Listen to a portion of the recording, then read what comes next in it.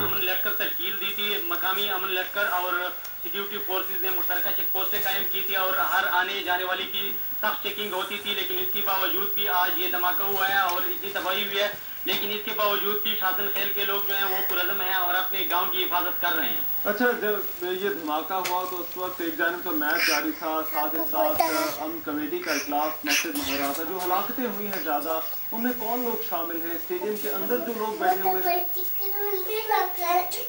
ये वॉलीबॉल का मैच हो रहा था और ये स्टेडियम नहीं था, एक हुजरे के दरमियान हो रहा था। वो तंग सी जगह थी, जैसी गाड़ी आई और धमाका हुआ तो उसमें ज्यादा लागतें इस वजह से हुई कि उसमें डीपीओ के मुताबिक 300 से 400 किलोग्राम बारूदी मवाद इस्तेमाल किया गया है और उसके धमाके के साथ ही 20 के करीब घर जो हैं वो भी मुनहदिम हो गए हैं और उसमें काफी लोग दब गए थे, तो इसकी वजह से हलाकतें ज्यादा हुई। उनका कहना है कि काफी तंग इलाका था जहाँ पर ये सारा वाकया हुआ। अंदाजन कितने लोग उस वक्त वहाँ पर जमा थे वॉलीबॉल मैच को देखने के लिए जब ये धमाका हुआ?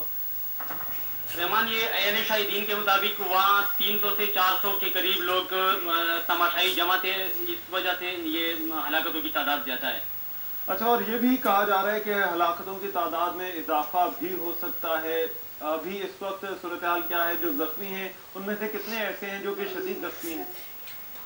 उनमें तकरीबन 20 से 25 के करीब अफराद जो हैं वो इंतहाई शदीद जख्मी हैं। उनमें से 15 जख्मियों को बन्नू मुंतकिल किया गया था और उस बन्नू जो मुंतकिल किए गए हैं उसमें भी 3 अफराद हलाक हो चुके हैं।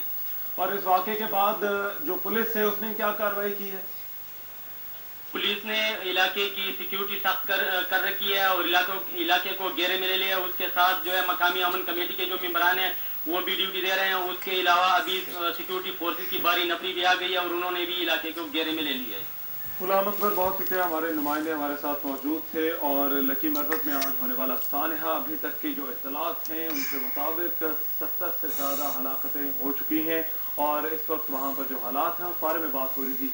लकी मरवत में होने वाले कार खुदकुश धमाके के बारे में मज़ीद बात होगी। वहाँ पर मौजूद एक्सप्रेस न्यूज़ के नुमाइंदे हैं रमज़ान सेमाब और इनसे हम बात करेंगे अस्पतालों में इस वक्त क्या इंतज़ाम हैं और जख्मियों की सूरत हाल क्या है।